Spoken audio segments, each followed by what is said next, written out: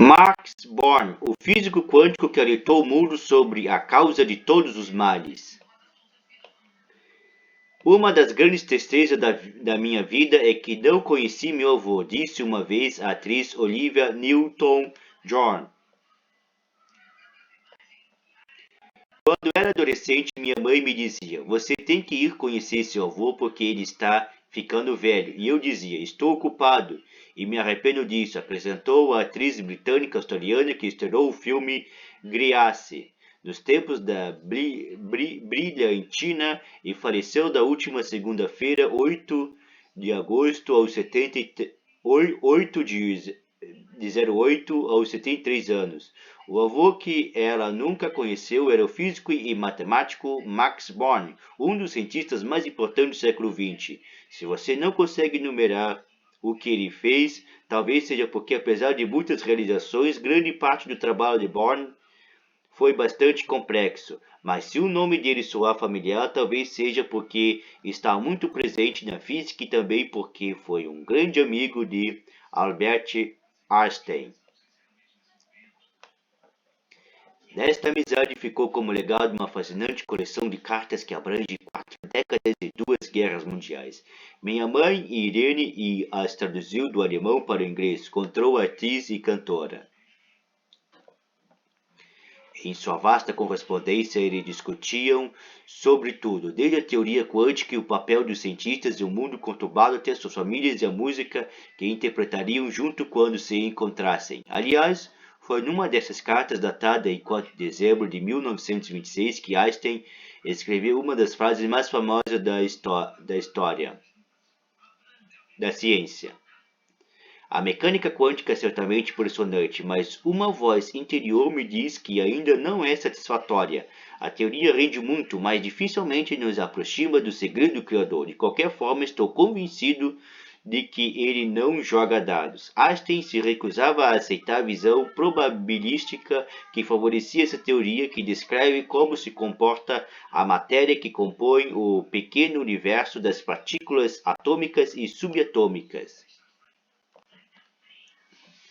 A incerteza que este ramo da física postulava, pensava ele, na verdade revelava a incapacidade de encontrar as variáveis com as quais se construiria uma teoria completa. Porém, amigo Born, no entanto, foi um dos principais impulsionadores da interpretação probabilística. Para ele, Deus joga dados. Os 29 participantes da famosa Conferência sobre Elétrons e Fótons em 1927 em Bruxelas, 17 eram atuais ou futuros ganhadores do Prêmio Nobel, incluindo Marie Curie, Albert Einstein e Max Born. Convencido, ele continuou a explorar o mundo infinitamente pequeno que essa revolucionária e recém-nascida ciência buscava compreender. Assim, ele estabeleceu muitas das bases da física nuclear moderna. Apesar disso, e injustamente, a ponto dos especialistas foi ofuscado por expoentes como Werner Heisenberg, Paul Dirac, Hervé Schrödinger, Wolfgang Pauli e Niels Bohr. Tanto que a Fundação Nobel só conheceu o prêmio a ele em 1954, 28 anos depois de ele ter concluído o trabalho pelo qual foi premiado. Há inclusive que reclame que, embora a razão pela qual finalmente o reconheceram fosse justa, uma nova forma de descrever os fenômenos atômicos não era suficiente, pois consideram que Bohr deveria compartilhar o título de pai da mecânica quântica com Niels Bohr. Uma ponte. A vida de Bohr fez dele uma ponte entre 3 séculos. Ele nasceu em uma família judia em Breslau, reino da Prússia na época atual Breslávia, na Polônia, em 1832, por isso se formou nas tradições clássicas da ciência do século XIX. Assim como tantos outros cientistas judeus, ele teve que fugir dos nazistas, o que o privou de seu doutorado e até de sua cidadania. Mas, em seu lar adotivo, o Reino Unido, ele contribuiu para o desenvolvimento da ciência do século XX. O que ocupava sua mente, no entanto, eram as consequências da ciência moderna para o século XXI. Born conversando com o rei Gustavo Adolfo VI da Suécia na cerimônia de entrega do Prêmio Nobel em 1954. Ele acreditava que nenhum cientista poderia permanecer moralmente neutro diante das consequências de seu trabalho, independentemente do quão sólido fosse a Torre de Marfim, porque ficava horrorizado com a grande quantidade de aplicações militares da ciência que ajudara a desenvolver. A ciência na nossa época, descreveu ele, tem funções sociais, econômicas e políticas, e por mais distante que o próprio trabalho possa estar da aplicação técnica, é um elo na cadeia de ações e decisões que determinam o destino da raça humana.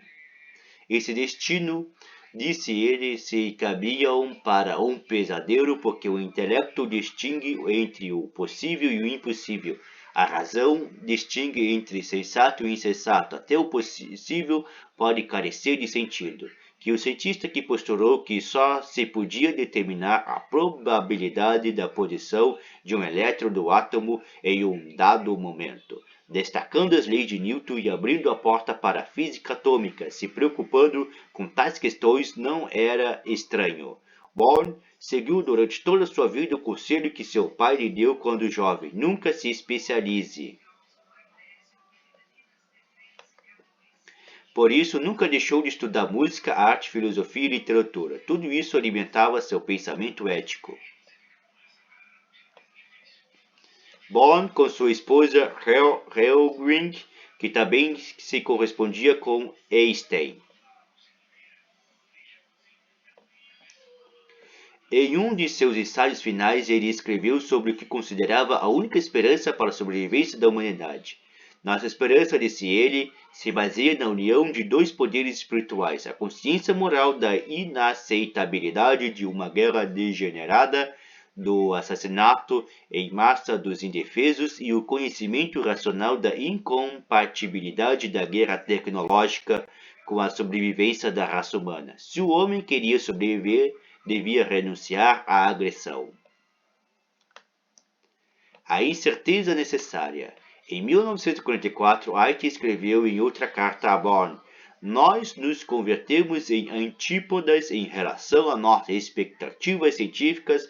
Você acredita em um Deus que joga dados e eu na lei e ordem absolutas em um mundo que existe objetivamente e que de forma insensata e especulativa estou tentando compreender. Nem sequer o grande sucesso inicial da teoria quântica me fez acreditar em um jogo de dados fundamental, embora eu esteja ciente de que nossos jogos colegiais interpretam isso como um sintoma de velhice. Sem dúvida chegará o dia em que veremos qual instinto estava certo. Poucos meses antes de Einstein morrer, Born escreveu: nós nos entendemos em assuntos pessoais, nossa diferença de opinião sobre mecânica quântica é muito significativa em comparação. Além de deixar sua marca em vários campos da física, da relatividade até física química, passado pela óptica e elástica, Born foi professor de nove físicos ganhadores do Prêmio Nobel durante a Idade de Ouro da Física. No fim das contas, parece que Einstein estava certo. Esse jogo de dados que envolve incertezas constantes ainda parece necessário para entender o mundo infinitamente pequeno.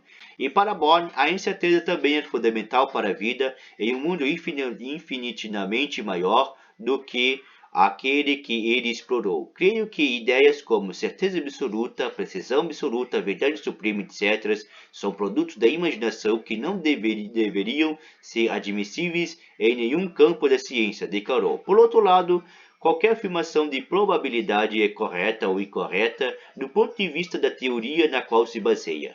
Este relaxamento do pensamento me parece a maior bênção que a ciência moderna nos deu. Porque a ciência de que existe apenas uma verdade e de que você próprio está em posse dela é a raiz de todos os males do mundo.